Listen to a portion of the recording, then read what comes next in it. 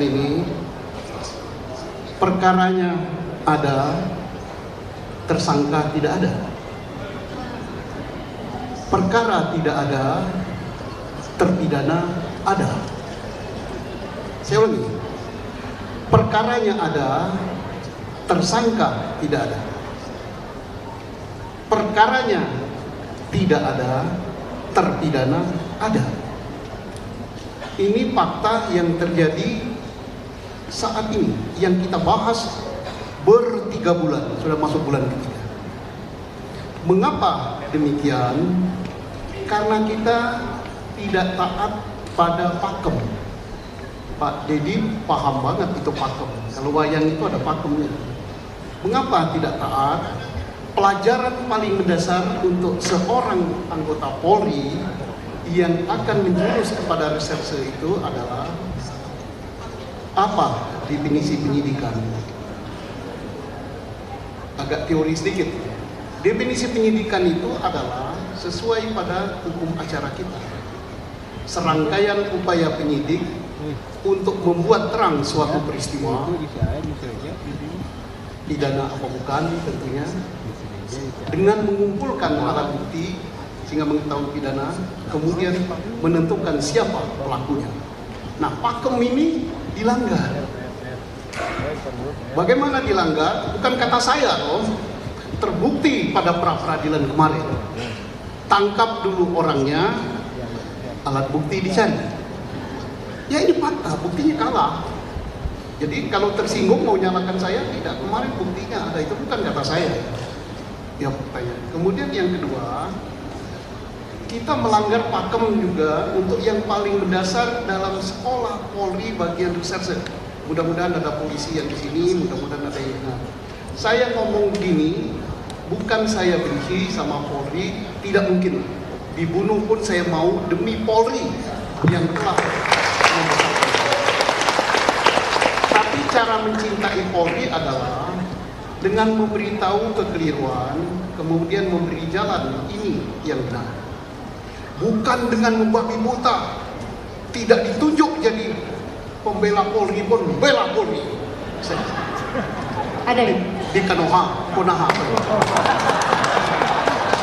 Di Indonesia enggak, ditunjuknya kapan membela, tapi belanya babi buta dengan cara besar-besaran suara. Wah, ini kan mudah-mudahan pengacara ini enggak ada. Jadi teori mendasar apa? Triangle evidence, tempat mencari alat bukti. Di mana itu? Di segitiga itu. Di situ ada korban, di situ ada saksi, di situ ada barang bukti. Oke, saya kembali ke laptop. Untuk kasus ini. Kasus ini, laporan polisi pertama di Polres Sumber. Sebutannya Sumber, tapi nama resminya Polres Bogor Kabupaten. Cirebon Kabupaten. Wilayahnya meliputi jembatan flyover di Talun itu. Laporan polisinya kecelakaan lalu lintas. Datanglah polisi ke TKP, mengumpulkan alat bukti. Di situ ditemukan 1 jenazah, 1 belum meninggal. Di situ ditemukan darah, di situ ditemukan sepeda motor dan lecet, stangnya bengkok, spabornya pecah. Kemudian di apa ini? Shockbreakernya juga lecet. Lecetnya lecet berat. Kemudian helm jatuh, darah bertumpuk di situ. Saksi pertama melihatnya katanya kecelakaan. Melaporlah ke bengkel di situ, beritahu yang namanya Oki dan Yayan.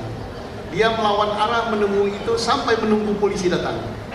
Setelah polisi datang, baru Sohotor segala macam datang, jenazah yang hidup dan yang sudah meninggal dinaikkan ke mobil patroli, dibawa ke rumah sakit.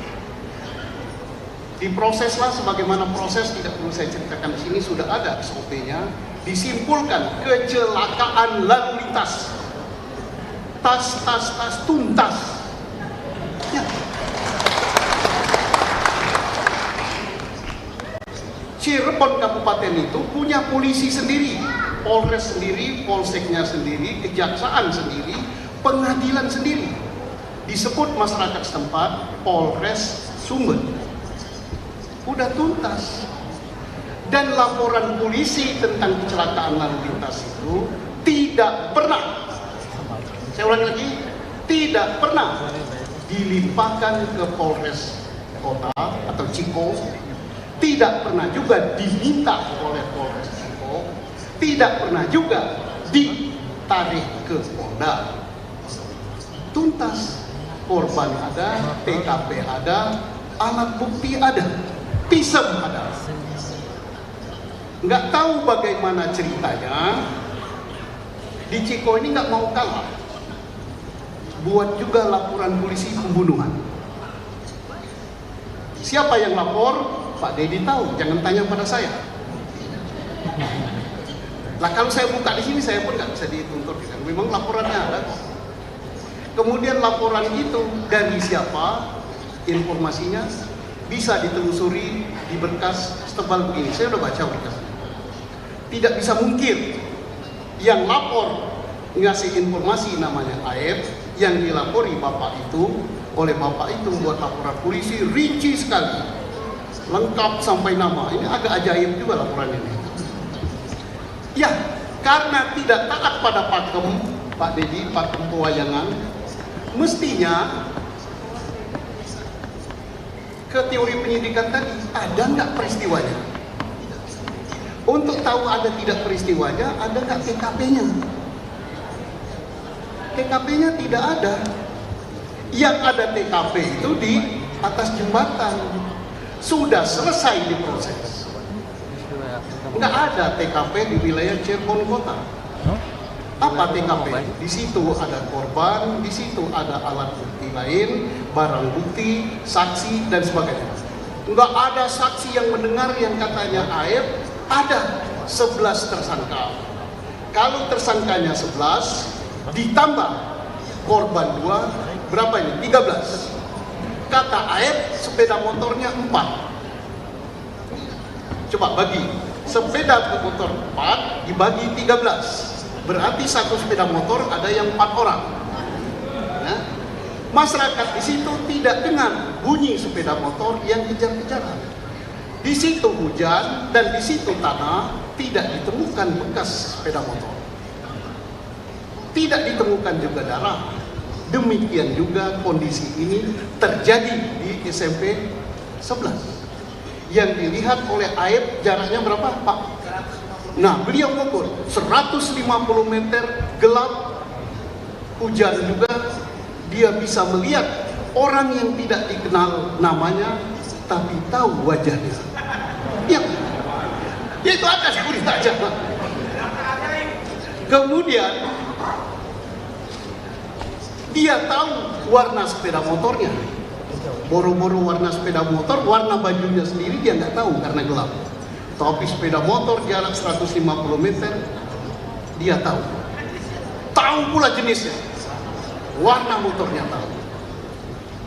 Bisakah dipercaya ini? Nah, TKP-nya tidak ada. Kemudian taruhlah TKP-nya kita anggap ada. Taruhlah, kita ini baik hati. Kan dalam pelajaran hukum itu apa? Kalau pidana, locus delicti dan tempus delicti. Locus delicti-nya kita baik hati, kita anggap ada. Tapi alat bukti untuk mengatakan peristiwa itu ada apa? Saksi tidak ada. Kenapa saya berani mengatakan tidak ada? Adalah sekitar 10 saksi, termasuk Dede ini. Termasuk.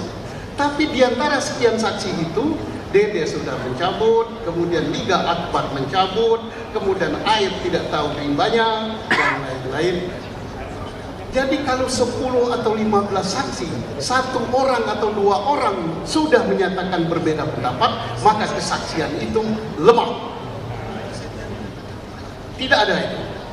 Kalau mau ada, harus didukung alat bukti lain untuk menguatkan saksi. Oke lah, kita di ruangan ini. Berapa ini? 5.000. Kita katakan warna ini apa? Merah. Nah, tapi kita katakan putih atau hijau. Sampai di luar kita katakan hijau semua. 5.000 mengatakan hijau. Benar? Bohong kan? Berarti, nah, tidak hijau kok. Tidak usah dipikir, tidak hijau kok. Berarti kita berbohong berjamaah. Kebohongan itu akan terbantah manakala kita punya alat bukti, khususnya alat bukti saintifik. Ada rekaman video, ada rekaman handphone bahwa ini warnanya merah campur putih dan lain-lain. Jadi jangan percaya dengan sejumlah saksi. Ya, berarti saksi sudah begini untuk mengatakan ada peristiwa pembunuhan di Ciko. Saksi sudah nggak ada. Kemudian alat bukti lain katanya visum. Visum tidak sama sekali mengatakan itu akibat pembunuhan, akibat trauma benda tumpul. Nanti beliau pakarnya bisa menyerahkan. Kemudian apa lagi? Keterangan daripada terdakwa sudah dicabut, bahkan di depan persidangan dicabut. Jadi apa lagi alat buktinya? Alat bukti saintifik ya nggak ada, CCTV nggak ada. Nanti Pak Rizal, Profesor Rizal menjelaskan lagi, dari HP juga nggak ada, darah nggak ada, kemudian pisem sperma nggak ada. Ya kalau gitu, adakah peristiwa pembunuhan di kota Cirebon? Lah kalau tidak ada peristiwa berarti kita mengadili hantu. Ya kita bolak-balik muntah hantu aja. Ya nggak akan selesai. Tinggal cepat mana kiamat sama selesai perkara ini. Ya. Banyak pikiran beredar meracuni masyarakat Indonesia, termasuk meracuni orang pintar. Menurut saya percaya itu, saya duga itu pembunuhan. Apakah hukum di Indonesia, pelajaran hukum pidana itu adalah menurut saya dan saya duga? Bukan kan? Alat bukti yang kita pakai. Alat bukti satu sama lain harus bersesuaian. Bisa saja jumlah alat bukti itu kalau berapa di pasal 1845 taruhlah ketemu 9, yang akan dibuat pun sudah ketemu itu. Tapi tidak saling bersesuaian, maka itu tidak ada nilai. Oke, kembali kepada PK, mudah-mudahan Pak Hakim di Kayangan sana mendengar yang termutus. Jangan kita terlalu nupum aja. Beliau sudah katakan, saya tepuk tangan pada PK. Apa tadi kata beliau? Hukum tertinggi itu apa? Keselamatan manusia. Ya, kalau 8 orang yang tidak bersalah masih di dalam penjara, itulah keselamatan manusia untuk mendapatkan keadilan. Itu hukum tertinggi. Peristiwa tahun 74 belum ada KUHP, masih zaman HIM. Ketua Mahkamah Agung pada waktu itu tahun 80-an Profesor Dr. Omar Senwaji. Beliau tidak ngumang numpam, tidak nanya pasal berapa di HIR, sengkon dan kata keluarkan. Masa tahun 2024 masih numpam? Tidak ada numpumnya itu bukan numpum. Alah, masuklah ke penjara itu 3 hari. Loh, aku tidak pernah masuk di penjara, bisa ngomong gitu.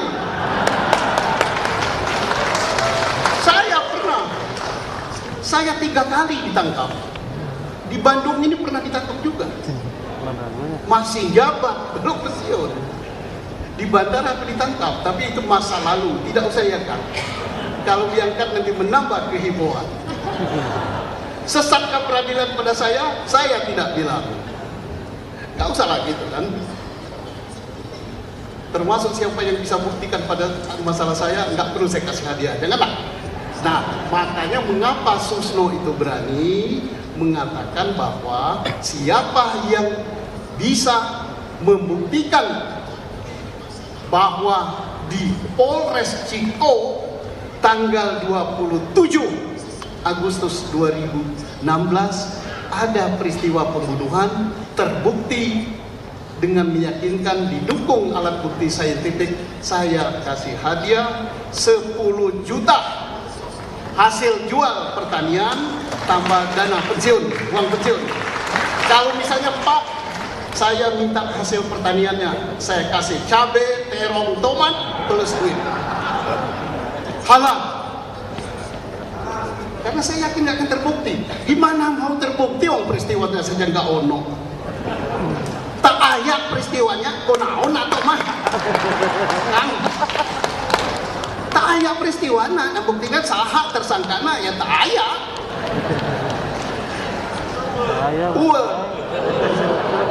Dede, saya mau bicara, buat saya menghormati Anda, saya berdiri. Oke. Kita kasih mic ya ke Dede ya.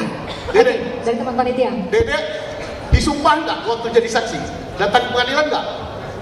Tidak disumpah. Televisi Indonesia, se-Indonesia. Sebentar, Jenderal, supaya suaranya juga bisa terdengar buat Bapak Ibu dan teman-teman saudara-saudara kita yang mencari keadilan di luar sana. Dede, jawab Dede. Oke, pakai mic saya aja, pakai mic saya aja. Dede, waktu jadi saksi, Anda datang ke pengadilan? Tidak, Pak. Tidak datang ke pengadilan. Sekali lagi, datang ke pengadilan? Tidak. Tidak. Dua kali. Datang ke pengadilan? Tidak. Anda disumpah? Tidak. Anda disumpah? Tidak. Jangan takut Anda mengatakan bahwa Anda berbalik keterangan itu bohong dan sebagainya. Tidak bisa dihukum karena unsur kesaksian palsu itu harus diberikan di depan pengadilan di bawah sumpah.